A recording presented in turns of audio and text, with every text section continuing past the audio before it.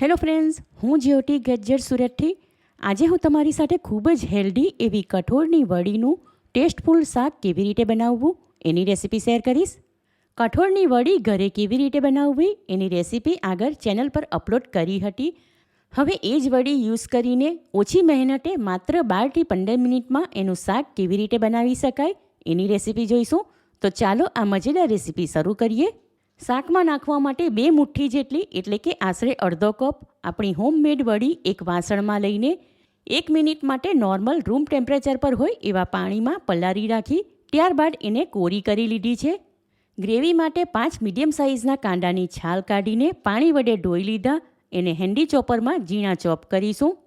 2 medium સાઇઝના ટામેટાં લીધા છે, એને પણ હેન્ડી ચોપરમાં ઝીણા ચોપ કરી લઈશું. અને 2 મીડિયમ સાઇઝના બટાકાની છાલ કાઢીને પાણી વડે ધોઈ લીધા. એને નાની ટુકડીમાં કાપી લઈશું. હવે આગળના સ્ટેપમાં એક કઢાઈ લઈને સ્ટવ ઉપર ગરમ કરવા મૂકીશું. ગેસ ફ્લેમ લો ટુ મીડિયમની વચ્ચે રાખીને એમાં 3 ટેબલસ્પૂન જેટલું તેલ નાખીશું. તેલ સાધારણ ગરમ થાય એટલે એમાં વડી નાખીશું.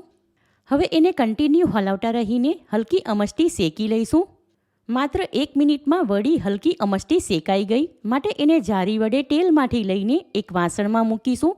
અને હવે આગળ શાક બનાવવા માટે એ જ તેલ વાપરીશું. તેલ ગરમ જ છે માટે એમાં અડધી ટીસ્પૂન જીરું અને 5 ટીસ્પૂન હિંગ નાખીને થોડી સેકન્ડ માટે સાંતળી લઈએ. ત્યારબાદ એમાં ઝીણા ચોપ કરેલા કાંદા નાખીને મિક્સ કરીશું.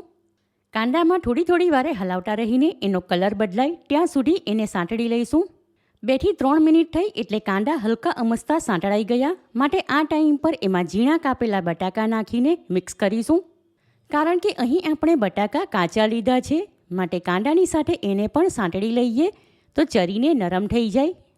બીજી 5 થી 6 મિનિટ માટે બટાકાની સાથે કાંદા સાંતળી લીધા એટલે કાંદામાં હલકો ગુલાબી કલર આવી ગયો અને બટાકા પણ હલકા અમસ્તા ચરીને નરમ થઈ ગયા છે માટે આ ટાઈમ પર એમાં ઝીણા ચોપ કરેલા ટામેટાં ઉમેરીશું. સાથે એમાં 1 ટીસ્પૂન લાલ મરચું, 1 ટીસ્પૂન ધાણા જીરું પાવડર, 1/3 ટીસ્પૂન ગરમ મસાલો, અડધી ટીસ્પૂન હળદર, અડધી ટીસ્પૂન કાશ્મીરી લાલ મરચું, અડધી ટીસ્પૂન વાટેલા તીખા લીલા મરચાં અને 1 ટીસ્પૂન વાટેલું આદું લસણ નાખીને કાંદા અને બટાકા સાથે બધું સારી રીતે મિક્સ કરીશું. આમાં મસાલા તમે તમારા ટેસ્ટ પ્રમાણે પ્લસ માઇનસ કરી શકો છો અથવા તમે જે પ્રમાણે તીખું ખાવાનું પસંદ કરો એ પ્રમાણે નાખી શકાય. સ્વાદ પ્રમાણે એમાં 1 ટીસ્પૂન મીઠું નાખીને મિક્સ કરીશું. સાથે એમાં 1 ટીસ્પૂન સફેદ તલ અને 1 ટેબલસ્પૂન સૂકા કોપરાનું બૂરું નાખીને મિક્સ કરીશું. 4 થી 5 મિનિટ માટે ટામેટાં અને મસાલા સાંતળી લીધા એટલે હવે એમાંથી તેલ છૂટું પડવા લાગ્યું માટે આ ટાઈમ પર એમાં પાણી ઉમેરીશું. પહેલાં 1 કપ અને જરૂર પ્રમાણે બીજું 5 કપ જેટલું નાખીને ગેસ ફ્લેમ હવે મીડિયમ તરફ કરીશું એટલે કઢાઈમાંનું પાણી જલ્દીથી ગરમ થઈને ઉકળવા લાગે.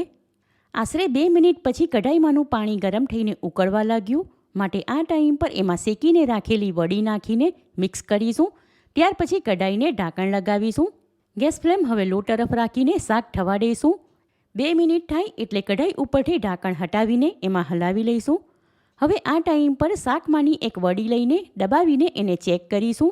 તમે જોઈ શકો છો વડી સારી રીતે ચરીને નરમ થઈ ગઈ છે અને બટાકા પણ સારી રીતે ચરી ગયા એટલે કે હવે આ શાક રેડી થઈ ગયું માટે એમાં 2 ટેબલસ્પૂન જેટલી ઝીણી કાપેલી કોથમીર નાખીને મિક્સ કરીશું.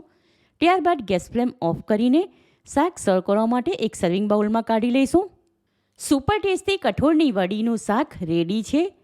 જોઈને તરત જ ખાવાનું મન થઈ જાય એવું આ રસ્સાવાળું શાક અને એમાં નાખેલી વડી એટલી ટેસ્ટી છે કે જાણે ઘડી ખાવાનું મન થયા જ કરે. વડી ના હોય તો એના વગર પણ એકવાર તમે આ રીતે કાંદા બટાકાનું શાક બનાવશો તો ઘરના બધા જ આંગળા ચાટીને ખાશે. બપોરના કે સાંજના ટાઈમ પર બનાવી શકાય એવું આ શાક ગરમ ગરમ જુવારનો રોટલો, રોટલી કે પરાઠા સાથે પણ ખાઈ શકાય. માટે આ રેસીપી તમે ચોક્કસ ટ્રાય કરો. રેસીપી પસંદ આવી હોય તો વિડીયોને લાઇક કરીને વધારેમાં વધારે શેર કરો. ચેનલ પર નવા હોવ તો સબસ્ક્રાઈબ કરીને બાજુમાં બેલ આઇકન પર ક્લિક કરો એટલે આવનાર દરેક નવી રેસીપીનું નોટિફિકેશન તમને મળતું રહે. ફરી મળીશું એક નવી રેસીપી સાથે. ઈટ હેલ્ધી એન્ડ સ્ટે હેલ્ધી.